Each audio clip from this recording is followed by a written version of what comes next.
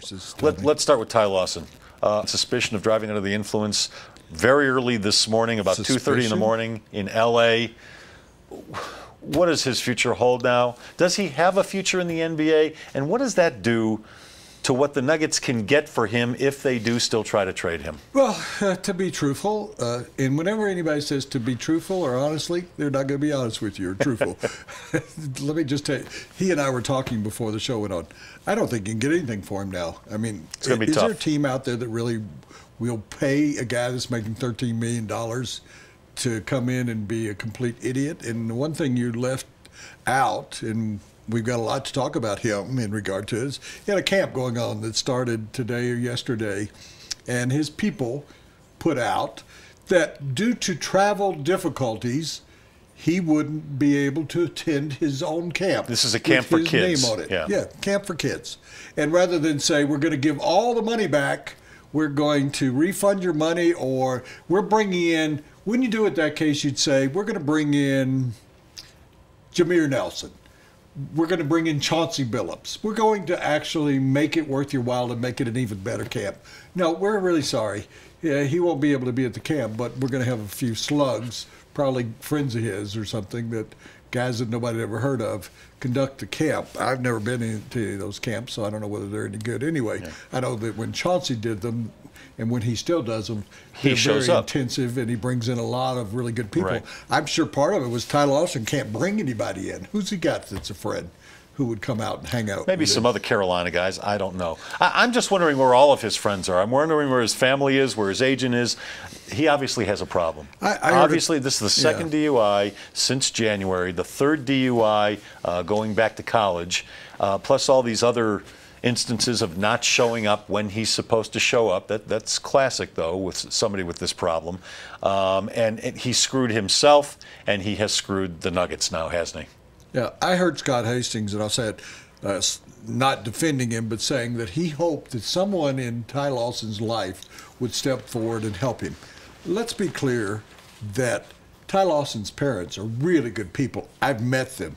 They're really good people. They raised him in the right way. Don't blame this on his parents. Don't blame this on a troubled childhood. He lived in a middle-class kind of neighborhood. He was raised properly. In North Carolina, when you play for Roy Williams is not a maverick kind of coach that's going to let you do, you know, he died recently, but Dean Smith. No, but I'm talking about Tark, the Shark, was known as kind of a laissez-faire, you know, let the players do kind of what they want to. Roy Williams not that kind of guy. He struggled to become a coach in college basketball, and by that I mean he was not a star player, that he had to start basically from the bottom and get a job as a volunteer coach. Roy Williams is a no-nonsense kind of guy. His parents are really nice people. I've met them. They wouldn't let. There is nobody in Ty Lawson's life really to step up. Remember the who was the guard for Houston that became a coach in the league? Calvin Murphy? Left-handed guard. I'm sure Earl will be able to tell us. You talking about Avery Johnson? No, he helps a lot. John Lucas. John Lucas has helped a lot of people in trouble. That's who he needs to reach out to and say, I need to put myself in your care and whatever's going to happen. But there are a number of issues involved here. I think he's going to go to jail. He's got a court appearance this Friday in Denver, and he was not allowed to drink. That was one of the stipulations. Well, obviously he's been drinking. They're probably going to appeal all of this, but it's quite possible the NBA will come down on him. Whatever team that he's going to end up will come down on him, and the law is going to come down on him. He's going to be like J.R. Smith at some point, who went to prison for several months. He got a 90-day sentence. It was cut to 30 days. So he's going to end up in jail. You can't just keep getting alcohol-related incidents arrest and survive both the NBA and the legal system. He just is totally out of control. Yeah, I mean, there were red flags before. We talked about whether or not the Nuggets can trade him, and if they can, now what would they get for him? There were red flags before. Now it's a whole United Nations worth of flags, and I just can't see them getting anything more than maybe a second round. They might have to just outright cut him. But there's a salary situation here. They want to get out from under the salary as well. if they cut him, they won't get out for, but it's guaranteed. I think what you do is you go call every other team in the league and say, give us a conditional draft choice. Yeah.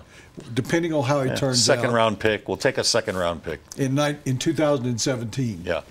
Or if he plays for you and he starts, give us a first rounder in 2018 or something. Yeah, but then somebody else has to assume that $12 million a year contract. That's a problem. That first segment brought to you by the Harmony Foundation. It's Colorado's premier treatment program for drug and alcohol addiction. Appropriate, we're talking about it now. Located just outside of Estes Park on a private 45-acre mountain campus. Harmony Foundation is insurance friendly. If you want more info, harmonyfoundationinc.com.